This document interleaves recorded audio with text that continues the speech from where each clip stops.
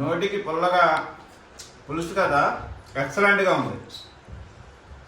పులుసులో ఉడికిన తర్వాత ఈ బొమ్మిడి చేపలు కూడా భలే రుచిగా ఉన్నాయి మా పళ్ళు. గుడ్డు కూడా బాగుంది. ముళ్ళు కూడా లేవండి వీటికి.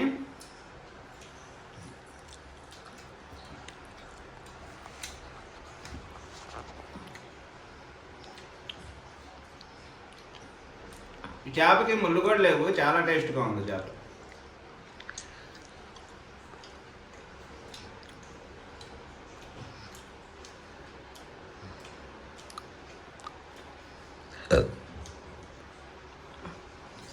ఎక్సలెంట్గా ఉంది, అదిరిపోయింది అంతే.